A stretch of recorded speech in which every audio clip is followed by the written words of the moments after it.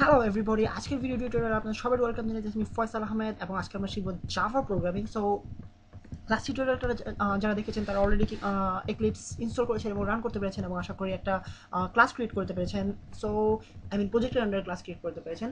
So আজকে আমরা শুরু করবো কীভাবে ক্লাসের আন্ডারে আমরা প্রোগ্রামিং করবো, অর্থাৎ আমাদের অ্যাকচুয়াল কোডিংগুলো করবো। সো খুবই এক্সাইটিং একটা ভিডিও টিউটোরিয়াল। আমি নিজে খুব এক্সাইটেড, আপনারা এক্সাইটেড কিনা ঠিক বলতে পারতেছি না। সো দেখা যাক আপনারা কতখানি এক্সাইটেড। আশা করি প্রোগ্রামটা রান করার মাত্র আপনাদের এক্সাইটমেন্ট বেড়ে যাবে, কেননা এটা আমাদের প্রথম জাভা প্রোগ্রাম হতে যাচ্ছে। সো এখন আপনারা দেখতে পাবেন কেন আমি ক্লিপ ডাউনলোড করলাম, কেন আমি normally C plus plus HTML অথবা পিএইচপি এর মতো জাস্ট সিম্পলি কোড নোটপ্যাডের মাধ্যমে কীভাবে কোডিংগুলো করি না করে আমি কেন কষ্ট করে একটা এক্লিপস নামের বড় একটা সফটওয়্যার ডাউনলোড করতে যাচ্ছি। সো এখনই আপনাদেরকে এই সুবিধাগুলো দেখানো হবে এবং আমরা শুরু করবো আজকে কোডিং। সো প্রথমে আপনাদেরকে এক্সপ্লেন করা যাক যে এই জিনিস অ্যাকচুয়ালি কি, পাবলিক ক্লাস আজাইর এই জিনিস আসলে কি। আপনাদেরকে বলা হয়েছে যে জাভা মানে হচ্ছে ক্লাস এবং ক্লাস মানে হচ্ছে জাভা। জাভার মধ্যে সব কিছু মেইন জিনিস হচ্ছে ক্লাস। সো ক্লাস নিয়ে আমাদেরকে সবসময় কাজ করতে হবে। অ্যান্ড আপনারা দেখতে পাচ্ছেন এটা ক্লাস তৈরি হয়েছে আজাইর নামে। সো এটার আন্ডারে আমাদের সব প্রোগ্রামিংগুলো হবে। সো পাবলিক জিনিসটা কি অ্যাকচুয়ালি এটা আপনাদেরকে একটু পরে এক্সপ্লেন করা হবে। একটু পরে নয়, সম্ভবত আলাদা একটা টিউটোরিয়াল এক্সপ্লেন করা হবে, কেননা এই কনসেপ্টগুলো একটু হিউজ টাইপের কনসেপ্ট। অ্যান্ড জিনিসগুলো বুঝতে হলে আপনাদেরকে হায়ারার্কি বুঝতে হবে এবং অবজেক্ট ওরিয়েন্টেড প্রোগ্রামিং এর মেইন বেসিক কোডগুলো বুঝতে হবে। সো একটু পরে আপনাদেরকে এক্সপ্লেন করা হবে। বাট যেহেতু এটা আমাদের প্রথম দিকে টিউটোরিয়াল, সো আমরা একটু এক্সাইটমেন্টের মাধ্যমে শুরু করতে যাচ্ছি এবং আমাদের প্রথম প্রোগ্রামটা আমরা রান করতে চাচ্ছি আজকে। তো এই জন্য আমি খুব বেশি ডিটেলসে যাবো না, জাস্ট সিম্পলি আমাদের প্রোগ্রামটা রান করার চেষ্টা করবো। অ্যান্ড যতক্ষণই আপনাদেরকে না বললেই নয়, ততক্ষণই বলার চেষ্টা করবো। সো আমাদের একটা ক্লাস তৈরি হয়েছে এবং ক্লাসের আন্ডারে আমরা কাজগুলো শুরু করবো। সো আমাদেরকে যে কোনো একটা ক্লাসের আন্ডারে কাজ করতে হলে আমাদের প্রথমে যেটা দরকার হবে সেটা হচ্ছে মেথড। ব্যাপারটা হচ্ছে এরকম যে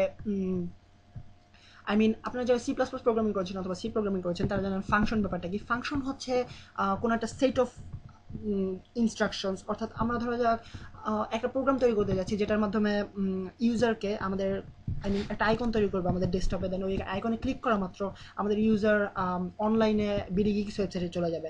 সো এই টাইপের একটা প্রোগ্রাম তৈরি করার ক্ষেত্রে আমাদেরকে একটা ফাংশন তৈরি করতে হবে। যেমন ধরা যাক যে কোনো ধরনের একটা ফাংশন। সো ফাংশনের আগে আমাদেরকে ফাংশনের টাইপটা লিখতে হয় এবং ফাংশন টাইপ বিশেষ সম্পর্কে আপনাদেরকে পরে বলা হবে। বাট আপাতত আপনাদেরকে দেখাচ্ছি যে ভয়ের একটা নাম লিখেছি আমি।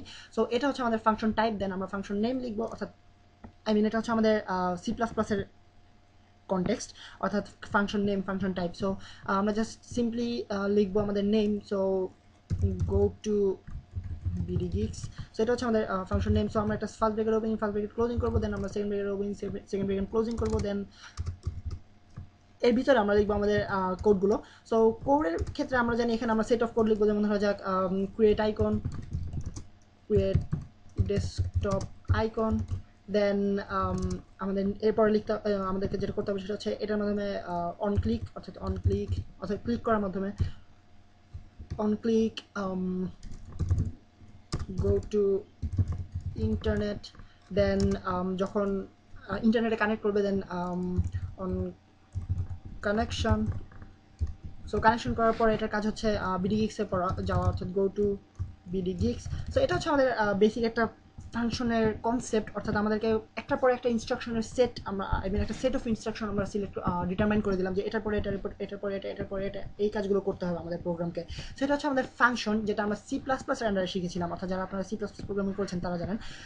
বাট জাভার ক্ষেত্রে এই জিনিসটাকে বলা হয় মেথড, কেননা সি প্লাস প্লাসের ক্ষেত্রে আপনাদেরকে বলা হয়েছে যে ক্লাসের আন্ডারে আমরা যখন কাজ করবো তখন ফাংশনগুলোকে বলা হয় মেথড, বাট ক্লাসের বাইরে যে কোনো ফাংশনকে বলা হয় ফাংশন। অর্থাৎ একটু মেসি টাইপের আইডিয়া, বাট আপনারা নিশ্চয়ই বুঝতে পারতেছেন যে ক্লাসের আন্ডারে যে কোনো ফাংশনকে বলা হবে মেথড। সো আমরা ক্লাসের আন্ডারে মেথড নিয়ে কাজ করতে হবে। সো জাভার ক্ষেত্রে যেহেতু সব কিছু করে ক্লাসের আন্ডার, অর্থাৎ ফাংশনগুলো জাভাতে কিছু নেই, সব কিছু মেথড। সো আমি যদি কখনো ভুলে ফাংশন বলে ফেলি আপনারা আমাকে মাফ করে দেবেন, দোস্তাকে মাফ হয়, কেননা সি প্লাস প্লাসের সাথে অনেক সময় টেস্ট লেগে যেতে পারে, এই জন্য আমি ফাংশন বলে ফেলতে পারি ভুলের কারণে। সো এটা হচ্ছে আমাদের অ্যাকচুয়ালি মেথড, অ্যান্ড মেথডের আন্ডারে আমরা আমাদের কাজগুলো করবো জাভা প্রোগ্রামের। সো কোডিংগুলো আমাদেরকে করতে হবে মেথডের আন্ডারে। অ্যান্ড প্রথমে আমাদেরকে আমরা শিখবো কীভাবে আমাদের সিস্টেমে কোনো একটা কিছু আউটপুট করতে হয়, অর্থাৎ আমরা কোনো একটা লেখা কীভাবে আউটপুট করবো। সো প্রথমে আপনাদেরকে দেখানো যাক আমরা একটা ফাংশনকে, এবং যেটা আপনাদেরকে বলতে ভুলে গেছি সেটা হচ্ছে ক্লাসের আন্ডারে যে কোনো কিছু করার ক্ষেত্রে আমাদেরকে প্রথমে যে কাজটা করতে হবে সেটা হচ্ছে মেইন নামের একটা ফাংশন ক্রিয়েট করতে হবে। এবং সি প্লাস প্লাসের মতোই জাভা মেইন নামের মেথড ছাড়া কোনো কাজ করতে পারে না, অর্থাৎ মেইন নামের একটা মেথড থাকতে হবে এবং ওই মেইন মেথডটা নিয়েই সব কাজ হবে। এবং মেইন মেথডের আন্ডারে আমরা অন্য যত ধরনের ক্লাস রয়েছে, যত মেথডস রয়েছে, সব মেথডকে আমরা মেইন মেথডের আন্ডারে রান করাতে হবে। যদি আমরা চাই ওই মেথডগুলোকে কাজ করাতে। সো আপনারা বুঝতে পারতেছেন যে সব কিছুর মেইন আইডিয়া হচ্ছে মেইন নামের মেথড। সো মেইন মেথড আমাদেরকে ক্রিয়েট করতে হবে এখানে। সো প্রথমে আমরা আপনাদেরকে একটা জিনিস দেখানো যাক, সেটা হচ্ছে আমরা এই আমাদের এই প্রোগ্রামিংয়ের জন্য, এই টিউটোরিয়ালটার জন্য আমাদেরকে এই জিনিসগুলোর প্রয়োজন হবে। Public static void. So public static এই দুটো জিনিস কি আপনাদেরকে পরে এক্সপ্লেন করা হবে, এবং ভয়েড জিনিসটাকে এটা আপনাদেরকে পরে এক্সপ্লেন করা হবে। বাট আপাতত আপনারা জাস্ট ফলো করেন যে আমি কী লিখতেছি, কেননা আজকে টিউটোরিয়ালে আমরা একটা প্রোগ্রাম অন্তত রান করার চেষ্টা করবো, এবং আমি যদি ডিটেলসে যেতে থাকি সেক্ষেত্রে দেখা যায় আজকে টিউটোরিয়াল শেষ হয় আরও 10টা টিউটোরিয়াল শেষ হয়ে গেছে, বাট আমি আমাদের প্রথম প্রোগ্রাম এখনও রান করতে পারিনি, যেটা আপনাদের জন্য খুবই হতাশাব্যঞ্জক হতে পারে। সো আমি শুরু করি আমাদের মেইন মেথড রাইটিং, অর্থাৎ আমাদের মেইন মেথডটা আমরা তৈরি করবো। অ্যান্ড আপনারা খেয়াল করুন এর ভিতরে আমাদেরকে লিখতে হবে ফার্স্ট ব্রেকেট ওপেনিং এবং ফার্স্ট ব্রেকেট ক্লোজিংয়ের ভিতরে আমাদেরকে লিখতে হবে এখানে একটা আর্গুমেন্ট পাস করতে হবে আমাদেরকে। যারা আপনারা সি প্লাস প্লাস প্রোগ্রামিং করেছেন তারা জানেন আর্গুমেন্ট পাসিং ব্যাপারটা অ্যাকচুয়ালি কী জিনিস, এবং জাভার ক্ষেত্রে অনেকখানি সেম টাইপের বাট একটু ডিফারেন্ট টাইপের, কেননা এটা ক্লাসের আন্ডারে কাজ করে এবং এটা অ্যাকচুয়ালি একটা মেথড। সো দেখা যাক আমাদের প্রথম আর্গুমেন্টটা কি। আমাদেরকে যে আর্গুমেন্টটা লিখতে হবে সেটা হচ্ছে স্ট্রিং, এবং আপনাদেরকে মনে রাখতে হবে জাভা একটা case sensitive programming language. So আমাদেরকে অবশ্যই কেসের ব্যাপারটা মাথায় রাখতে হবে, অর্থাৎ বড় হাতের না ছোটো হাতের। সো প্রথমে এসটা বড় হাতের এবং পরেরগুলো ছোটো হাতের। String args, then third bracket opening, third bracket closing. So এটা হচ্ছে আমাদের প্রথম আর্গুমেন্ট আমরা পাস ইন করলাম। জাস্ট আপনারা এই জিনিসটা কপি করেন, আর কিছু করা লাগবে না আপনাদেরকে। অ্যান্ড এর ভিতরে আমরা লিখবো system dot out dot প্রিন্টএলএন। So এটা হচ্ছে আমাদের অ্যাকচুয়ালি বেসিক কোড, এবং বেসিক আমরা যে কাজটা করতে চাইতেছি সেটার বেসিক টেমপ্লেট বলা যেতে পারে। সো এর ভিতরে আমরা ডাবল কোটেশন মার্কের ভিতরে আমরা যে জিনিসটা প্রিন্ট আউট করতে চাইতেছি সেই জিনিসটা লিখবো, এবং এই জিনিসটা অ্যাকচুয়ালি কী কাজ করে আপনাদেরকে একটু পরে এক্সপ্লেন করা হবে। সো আমরা ধরা যাক বলতে চাইতেছি পুরাই আজাইরা। সো এই জিনিসটা পুরাই আজাইরা এই লেখাটা আমরা স্ক্রিনে প্রিন্ট আউট করবো। সো এখন যদি আমি এই প্রোগ্রামটাকে রান করতে চাই সেক্ষেত্রে আমাদেরকে কী করতে হবে, আমাদেরকে এখানে উপরে দেখতে পাচ্ছেন আপনারা রান নামের একটা অপশন রয়েছে, একটা সবুজ রঙের মধ্যে সাদা রঙের একটা তীর চিহ্ন। সো এটা হচ্ছে আমাদের রান। তো আমরা যদি রানে ক্লিক করি আমাদের একটা অপশন চলে আসছে প্রম্পট, জাস্ট সিম্পলি আমরা ওকে ক্লিক করবো। সো আপনারা নিচে দেখতে পাচ্ছেন এই জায়গাটায় পুরাই আজাইরা নামে একটা লেখা চলে আসছে। এটা হচ্ছে আমাদের অ্যাকচুয়ালি কম্পাইলারের কাজ। আপনারা দেখতে পাচ্ছেন আমি অনেক আজাইরা টাইপের লেখা লিখেছি, পাবলিক ক্লাস আজাইরা, public void, static void, main আর স্ট্রিং আর্ক। সো এই সবগুলো জিনিসের মাধ্যমে আমাদের এই প্রোগ্রামিং কম্পাইলারটা, অর্থাৎ এক্লিপসের কম্পাইলারটা শুধুমাত্র এই জিনিসটা বুঝতে পেরেছে যে এই জায়গাটার মধ্যে ওকে লিখতে হবে পুরাই আজাইরা। সো এটা হচ্ছে আমাদের অ্যাকচুয়ালি কম্পাইলারের কাজ। এবং এক্লিপসের সুবিধা যেটা হচ্ছে একই সাথে আমাদের এডিটর এখানে আমরা লিখবো, এবং একই সাথে আমাদের কম্পাইলার ইনস্টল করে দিয়েছে। সো আমরা এখানে আমাদের কম্পাইল করার পর আমরা কী পাচ্ছি সেটা আমরা দেখতে পাবো নিচে।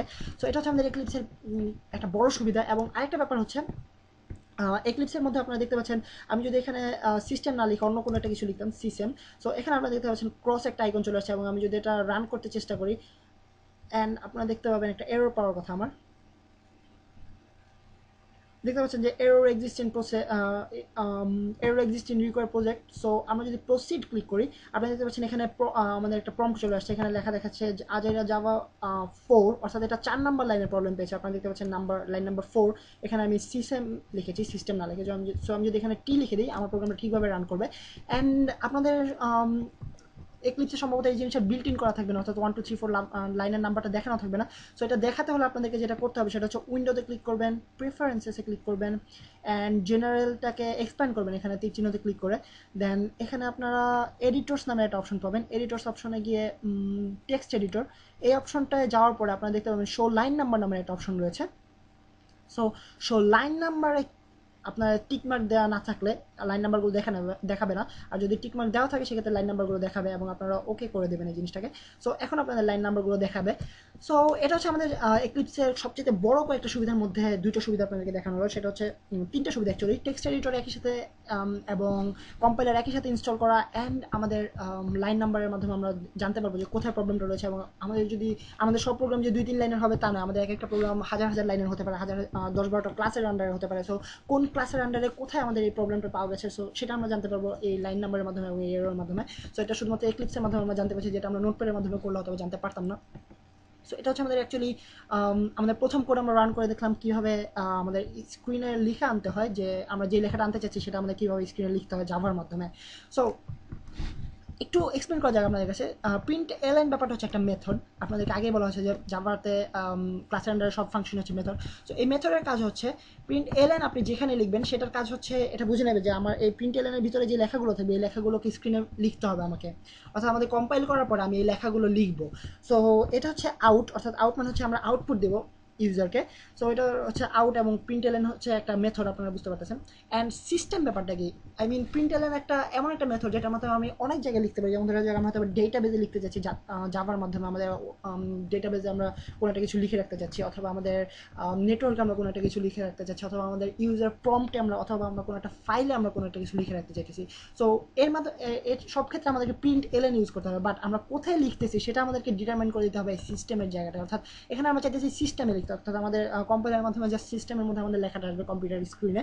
সো এই জন্য আমরা সিস্টেম, সো ডেটাবেজ হলে ডেটাবেজের ক্ষেত্রে আলাদা কমান্ড, এবং ফাইলে হলে ফাইলের ক্ষেত্রে আলাদা কমান্ড। সো এটা বিভিন্নভাবে আমরা চেঞ্জ করার মাধ্যমে আমরা প্রিন্ট এলএন মেথডটার কাজটা কী ধরনের হবে, অর্থাৎ কোথায় কাজটা করবে সেটা আমরা ডিটারমিন করে দিতে পারি। সো আজকে টিউটোরিয়াল অ্যাকচুয়ালি এই পর্যন্ত, এবং আমরা আমাদের প্রথম জাভা প্রোগ্রামটা রান করতে পারলাম, এবং আমাদের বেশ কিছু কোডিং করা হয়েছে। আই মিন দেখতে অনলি 4 লাইন মনে হচ্ছে, বাট অ্যাকচুয়ালি অনেক ধরনের কোডিং করা হয়েছে এটার মধ্যে, যেটা আমি এক্সপ্লেন করতে হলে অনেকগুলো টিউটোরিয়াল লেগে যাবে। এবং আপনাদেরকে একটু ভয় দেখানো যায়, সেটা হচ্ছে আমাদেরকে এরকম লাইন কোডিং করতে হবে জাভা প্রোগ্রামিং ক্ষেত্রে। সো আপনারা যারা ভাবতেছেন যে এই জিনিসগুলো খুবই পেঁচানো মনে হচ্ছে, সো তারা একটু রেডি হয়ে যান অলরেডি এখনই, যে অনেক কিছু শিখতে হবে এবং অনেক দূর যেতে হবে আমাদেরকে। সো আশা করি সাথে থাকবেন শেষ পর্যন্ত, এবং আপাতত আমি সাইন আপ করতেছি ফয়সাল আহমেদ ফ্রম বিডিএক্স।